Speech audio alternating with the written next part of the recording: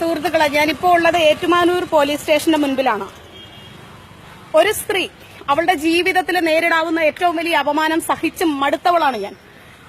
എന്നെ ഉപദ്രവിക്കുന്നതിന് വേണ്ടി കൂട്ടുനിന്ന അജോ കുറ്റിക്കൻ എന്ന വ്യക്തി ഇന്നും ഏറ്റുമാനൂർ ടൗണിൽ എന്നെ ഉപദ്രവിക്കുന്നതിന് എന്റെ വീടിന്റെ പരിസരത്ത് വന്നിട്ട് ഇവിടെ ഈ ഏറ്റുമാനൂർ പോലീസ് സ്റ്റേഷന്റെ പശ്ചാത്തലമാണ് എന്റെ പുറകിൽ കാണുന്നത്. ഞാൻ വീട്ടിൽ നിന്ന വേഷത്തിലാണ്.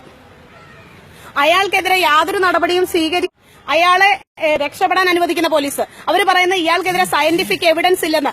അവന്റെ മൊബൈലാണ് എന്റെ ഈ കയ്യിലുള്ളത്.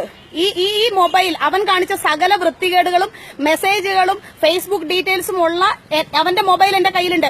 ഈ മൊബൈൽ എന്റെ കയ്യിൽ നിന്ന് പിടിച്ചു വാങ്ങി തെളിവ് നശിപ്പിക്കാൻ അടക്കം പോലീസ് ശ്രമിക്കുന്നുണ്ട്. അജോ കുറ്റിക്കന്റെ മൊബൈലാണിത്. അജോ കുറ്റിക്കൻ ഇവിടെ നാട്ടിൽ നമ്മുടെ കയ്യിൽ പെട്ടിട്ടുണ്ട്. പോലീസ് സ്റ്റേഷനിൽ നമ്മൾ എത്തിക്കുന്നുണ്ട്. 1421/2016 എന്ന് എഫ്ഐആർ ഇട്ടിരിക്കുന്ന 354D കേസിലെ പ്രതിയാണ്. ആ പ്രതിയെ സംരക്ഷിക്കുന്നതിന് ഏറ്റുമാനൂർ പോലീസ് കൂട്ടുനിൽക്കുകയാണ്. ഇത് പുറം ലോകം അറിയണം. ഇനി എനിക്ക് ക്ഷമിക്കാൻ പറ്റില്ല. ഈ പ്രതിയുടെ വൃത്തികേടുകളുടെ തെളിവായ മൊബൈൽ ഫോൺ അടക്കം പ്രതിയെ അടക്കമാണ് ഞാൻ പോലീസ് സ്റ്റേഷൻ ഇല്ലില്ല ഇവിടെ അവന്റെ സയന്റിഫിക് എവിഡൻസ് ഇല്ല എന്ന് പറയുന്ന പോലീസ് ഈ മൊബൈൽ ഞാൻ നേരിൽ കണ്ടു ബോധ്യപ്പെട്ടു. ഇവൻ എനിക്കെതിരെ ചെയ്ത വൃത്തികേടുകൾ അവന്റെ മൊബൈലിൽ നിന്ന് ഞാൻ കണ്ടു ബോധ്യപ്പെട്ടിട്ടുണ്ട്. അതുകൊണ്ട് തന്നെ ഈ പ്രതിയെ സംരക്ഷിക്കാൻ പോലീസ് ശ്രമിച്ചാൽ ഈ പോലീസ് സ്റ്റേഷന്റെ വാതിക്കൽ ഞാൻ ആത്മഹത്യ ചെയ്യും.